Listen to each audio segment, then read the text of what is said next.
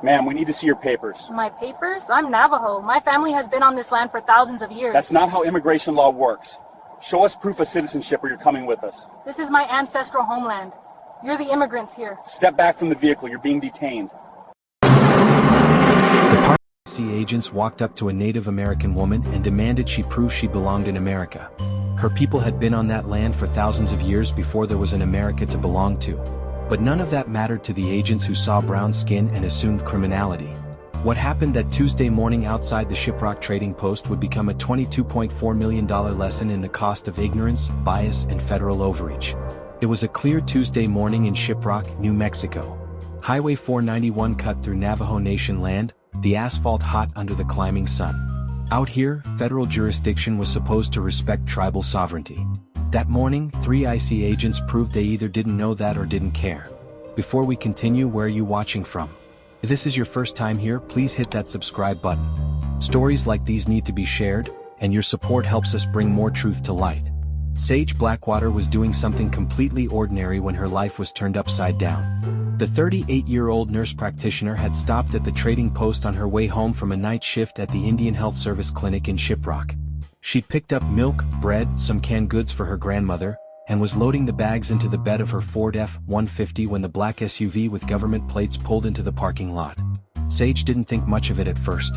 Federal vehicles weren't uncommon in this part of the Navajo Nation. Bureau of Indian Affairs, Indian Health Service, various tribal liaisons, they all drove similar vehicles. She continued arranging her groceries, making sure nothing would roll around on the drive to her grandmother's Hogan 15 miles away. But then she noticed the way the 3 agents approached. Not casual. Not friendly. Purposeful, with that particular kind of aggressive confidence that comes from people who believe their authority is absolute. Agent Warren Foster led the group, his body cam already recording though he hadn't yet activated it officially. Behind him were Agent Jessica Chin and Agent Raymond Burke, both younger, both clearly following Foster's lead.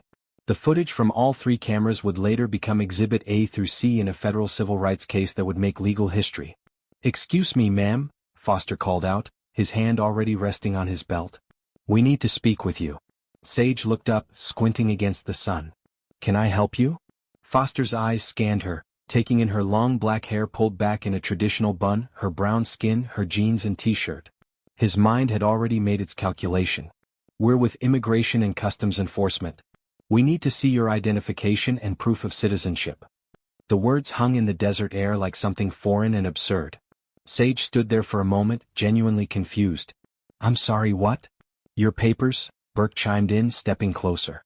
"Citizenship documentation. We have reason to believe you may be in this country illegally." Sage's confusion shifted into something else. Not fear. Anger. The kind of deep, ancestral anger that comes from generations of being treated like foreigners in your own homeland. "I'm Navajo," she said slowly, deliberately. "My family has been on this land for thousands of years." Chin pulled out a tablet, checking something. "Ma'am, that's not how immigration law works. We need to see documentation proving you're a United States citizen." "You're standing on the Navajo Nation," Sage said, her voice steady but hard. "This is sovereign tribal land. You have no jurisdiction here without tribal permission." Foster's expression hardened. He didn't like being challenged, especially not by someone he'd already decided was probably illegal. His record, which would be thoroughly examined in the lawsuit, showed a pattern of targeting indigenous people throughout the Southwest, operating under the assumption that brown skin and proximity to the border meant undocumented status. "Federal authority supersedes tribal jurisdiction in immigration matters," Foster stated, reciting something he'd been taught but didn't fully understand. "Now I'm going to ask you one more time. Show me your identification." Sage reached slowly into her truck's cab, pulling out her purse. She extracted her driver's license and held it up. "Here. New Mexico driver's license. Issued right here in Farmington." Foster barely glanced at it.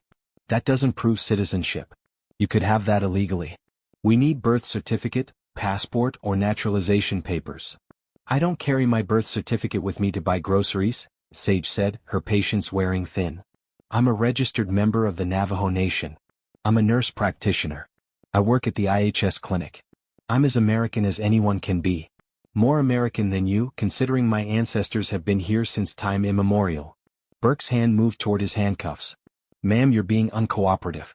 If you can't provide proof of citizenship, We have the authority to detain you. A pickup truck pulled into the parking lot, an elderly Navajo man emerging. He saw what was happening and immediately pulled out his phone, starting to record. Within minutes, 2 more vehicles had arrived, drawn by the commotion. The Navajo community had learned long ago to watch out for each other, especially when federal agents were involved. Sage noticed the gathering witnesses and felt a small measure of relief. Whatever happened next would be documented. I'm telling you right now, you're making a serious mistake. I'm a United States citizen by birth. I'm Native American. My people were here first. Foster was done talking. Turn around. Hands behind your back. For what? Sage's voice rose. I've shown you my license. I've told you who I am. You have no probable cause to detain me.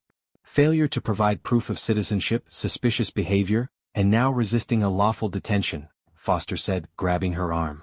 Sage pulled back instinctively. Don't touch me. This isn't lawful. You're on tribal land without permission. You're violating my rights. But Foster wasn't listening. He forced her arm behind her back and Burke moved in to help.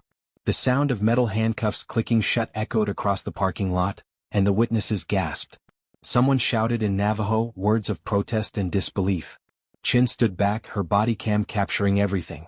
Later, in her deposition, she would admit she felt uncomfortable but didn't speak up because Foster was the senior agent and she was still on probation.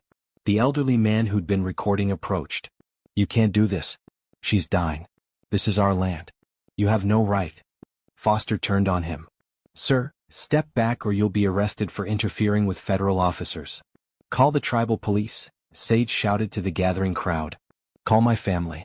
Call everyone. These agents just arrested a Native American woman on tribal land for not carrying a birth certificate to the grocery store. By now, the trading post owner, a white woman named Linda Morrison who'd run the place for 30 years, had come outside. Officers, I know Sage. She's local. She's Navajo. This is crazy. Foster ignored her, guiding Sage toward the SUV. The handcuffs were tight, already leaving marks on her wrists. The desert sun beat down, making the metal hot against her skin. You're making a mistake, Sage said, her voice clear despite the humiliation. A very expensive mistake. They loaded her into the back of the SUV, the door slamming shut with finality. Through the window she could see more people gathering, more phones out, more witnesses to what was happening. The drive to the ICE field office in Farmington took 40 minutes. 40 minutes during which Sage sat in handcuffs, her mind racing. She thought about her grandmother, who'd been born in a hogan with no electricity or running water, who'd survived boarding schools designed to erase her culture, who'd raised 7 children on this land and taught them all to be proud of who they were. She thought about her own daughter, 8 years old, who would come home from school to hear that her mother had been arrested by federal agents for being Native American in her own homeland. The irony wasn't lost on her. She had a master's degree in nursing. She'd served her community for 15 years. She paid taxes. She voted. She'd done everything right according to the standards of the country that had colonized her ancestors' land. And here she was, handcuffed in the back of a government vehicle, being treated like a criminal for having brown skin and shopping at a trading post. When they arrived at the field office, they took her to a holding room. Concrete walls, fluorescent lights, a metal table and chairs bolted to the floor. Foster finally removed the handcuffs, and Sage rubbed her wrists where the skin was raw. Sit, Foster ordered. Sage remained standing. I want my lawyer. I want to contact my tribal council. And I want to know exactly what law you think I've broken. Foster slammed a folder on the table. You failed to provide proof of citizenship when asked by federal officers conducting immigration enforcement. That's enough to hold you while we verify your status. I'm enrolled in the Navajo Nation, Sage said slowly as if explaining to a child. That's a matter of public record. You could have verified it in 5 minutes instead of arresting me. But you didn't because you saw a brown woman and assumed she was illegal. Burke shifted uncomfortably. Even he was starting to realize this might not go the way Foster had planned. Your tribal enrollment doesn't automatically confer U.S. citizenship, Foster said, though he sounded less certain now. Actually it does, Sage countered. The Indian Citizenship Act of 1924 granted citizenship to all Native Americans born in the United States. I was born in Shiprock, New Mexico, which last I checked is still part of the United States. I'm a citizen by birth, and I'm also a member of a sovereign nation that predates your country by thousands of years. The door opened and a supervisor entered, a middle-aged woman named Sharon Gonzalez whose expression suggested she already knew this was a disaster. She'd received a call from the